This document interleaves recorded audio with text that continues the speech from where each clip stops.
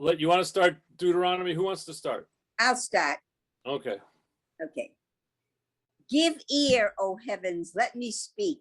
Let the earth hear the words I utter. May my discourse come down as the rain, my speech distill as the dew, like showers on young growth, like droplets on the grass. For the name of the eternal I proclaim, give glory to our God. The rock whose deeds are perfect, yea, all God's ways are just. A faithful God never falls, true and upright indeed. Unworthy children, that crooked, perverse generation, their baseness has played God false. Do you thus requite the eternal, O dull with witless people? Is not this the Father who created you, fashioned you, and endured? What was the last thing? You just went up too fast. Okay, endured, fashioned you and made you endure. Okay, now go up. Okay.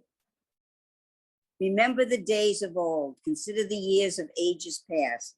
Ask your parents who will inform you, your elders who will tell you. When the Most High gave nations their homes and set the divisions of humanity, God fixed the boundaries of peoples in relation to Israel's numbers. For the Eternal's portion is this people, Jacob, God's own allotment. God found them in a desert region, in an empty, howling waste. God girded them, watched over them, guarded them as the pupil of God's eye, like an eagle who rouses its nestlings, gliding down to its young. So did God spread wings and take them, bear them along on pinions. The Eternal alone did guide them, no alien God alongside. God set them atop the highlands to feast on the yield of the earth, nursing them with honey from the crag and oil from the flinty rock, curd of kine and milk of flocks, with the best of lambs, and rams of Bashan, and he-goats with the very finest wheat, and foaming great blood was your drink. So Jeshurun grew fat and kicked. You grew fat and gross and coarse. They forsook the God who made them and spurned the rock of their support. They incensed God with alien things, vexed God with abominations. They satisfied to demons no gods, gods they had never known, new ones who came but lately, who stirred not your forebears' fears. You neglected the rock who begot you, forgot the God who labored to bring you forth. The Eternal saw and was vexed, and spurned these sons and daughters. God said, I will hide my countenance from them and see how they fare in the end, for they are a treacherous breed, children with no loyalty in them. They incensed me with no gods, vexed me with their futilities. I'll incense them with a no folk, vex them with a nation of fools, for a fire has flared in my wrath and burned to the bottom of Sheol, has consumed the earth in its increase, eaten down to the base of the hills. I will sweep misfortunes on them, use up my arrows on them, wasting famine, ravaging plague, deadly pestilence, and fanged beasts will I let loose against them, with venomous creepers in dust. The sword shall deal death without, as shall the terror within, to youth and maiden alike, the suckling as well as the aged. I don't like about the little kids being, but it is. I might have reduced them to naught, made their memory cease among humankind, but for fear of the taunts of the foe, their enemies who might misjudge and say our own hand has prevailed, none of this was wrought by the Eternal. For they are a folk void of sense, lacking in all discernment. Were they wise, they would think upon this, gain insight into their future. How could one have routed 1,000 or two put 10,000 to flight unless their rock had sold them? The Eternal had given them up, for their rock is not like our rock in our enemies' own estimation. Ah, the vine for them is from Sodom, from the vineyards of Gomorrah. The grapes from them are poison. a bitter growth their clusters. Their wine is the venom of apes, the pitiless poison of vipers. Lo, I have it all put away, sealed up in my storehouses, to be my vengeance and recompense at the time that their foot falters. Yea, their day of disaster is near, and destiny rushes upon them. You want somebody else to continue reading? Oh, your ability to talk about pestilence and death is wonderful. I mean, this is all for the chosen people too, right? I mean, imagine what he feels about the people that don't follow his ways. I mean, that didn't even say, yes, we're going to follow you, God. I mean, this is like, whoa, this is. But that was the song, though, that God told Moses to, like, put in the mouths of the people as a witness against them when they go astray. Incredible. It's absolutely incredible. It'll shiver you down to your bones, right? It's like, oh no. Shake your windows and rattle your walls. And the fact that they kept it going, I'm so impressed. It's like that they would hang on to this notion of this. I'm not going to say fear. I mean, it is fear, but it's more like foreboding, right? This sense of we must grasp onto something. We're in the wilderness. We're going to the promised land. We've got that whole institution that Moses is presenting to them. Just remember this, and almost prophesizes that they're not going to remember, right? It's like it's heavy. It's heavy. Yeah, I thought it was extremely heavy. I couldn't take reading it anymore. I wanted somebody else to read this. It was getting to me. I mean, but this is very consistent. This is so consistent, and as someone who looks at this as a secular Jew, the Torah was the only written vehicle for these people, and therefore every chapter or so God has to say, don't forget me, because I am the only God. Don't pull your you-know-what on me. Don't talk about, what was he said, foreign gods or whatever, because if that happens, you'll be in trouble. And he does this every single chapter, every 3 or 4 chapters, he does this. And I think this is the sign of the times. This is the only way to communicate. I don't know what the word is. Religion. It was the only way to communicate that, enough of this idol and craziness.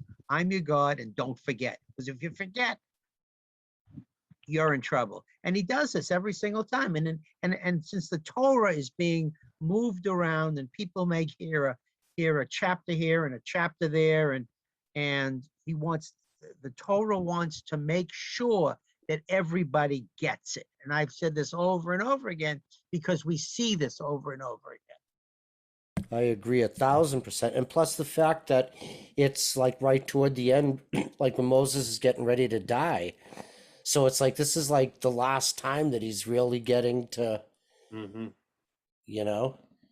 like you say, you want, like how they forged it, but like Dr. Ed's saying, like, it was so powerful that it established it, which is why we're here tonight discussing it still. There you go. Exactly. Do you want to pick up on 32, 36? There you go. For the Eternal will vindicate God's people and take revenge for God's servants, upon seeing that their might is gone, and neither bond nor free is left. God will say, where are their gods, the rock in whom they sought refuge, who ate the fat of their offerings and drank their libation wine? Let them rise up to your help, and let them be a shield unto you. And then see then that I am the one, Echad. There is no God beside me. I deal death and give life. I wounded and I will heal. None can deliver from my hand. Lo, I raise my hand to heaven and say, as I live forever, when I whet my flashing blade and my hand lays hold on judgment, vengeance will I wreak on my foes. Will I deal to those who reject me? I will make my arrows drunk with blood as my sword devours flesh. And that's the other thing too, because remember when the vengeance part to me jumps out as well, because Moses mentions how no one's supposed to seek revenge. The message from Moses was God will take care of it. God will avenge you of anybody that comes after you. God will take care of it. And which is kind of what I like to link to the Christian saying of turn the other cheek. Why? Because God's going to take care of it. You don't have to worry about it. I love Moses. I love Moses. Jesus. Anyway, blood of the slain and the captive from the long-haired enemy chiefs. O nations, acclaim God's belief, for he'll avenge the blood of his servants, wreak vengeance on his foes, and cleanse his people's land. Whoa, this is great. Moses came together with Hosea, son of Nun, and recited all the words of this poem in the hearing of the people. And when Moses finished reciting all these words to all Israel, he said to them, take to heart all the words with which I have warned you this day, and join them upon your children, that they may observe faithfully all the terms of this teaching. For this is not a trifling thing for you. It is your very life. Through it, you shall long endure on the land that you are to possess upon crossing the Jordan. That very day, the Eternal One spoke to Moses, ascend these heights of Abarim to Mount Nebo, which is the land of Moab facing Jericho, and view the land of Canaan, which I am giving the Israelites as their holding. You shall die on the mountain that you were about to ascend, and shall be gathered to your kin as your brother Aaron died on Mount Hor and was gathered to his kin. For you both broke faith with me among the Israelite people at the waters of Meribah Kadesh in the wilderness of Zin, by failing to uphold my sanctity among the Israelite people. You may view the land from a distance, but you shall not enter it, the land that I'm giving to the Israelite people. Cool. That's it. That's it? Wow. Yeah. Wow, that Wow. was short. Yeah. Well, that is a short. That was really short. I don't remember. You know, for some reason, I don't remember this Pasha at all. I don't know where I Oh was. yeah. I I- love I- fire and brimstone. That's my Yeah, thing. maybe I didn't like the fire and brimstone. Maybe I purposely, you know. But I was gonna say, Mike. Oh, Jordan's coming now. He's gonna be late.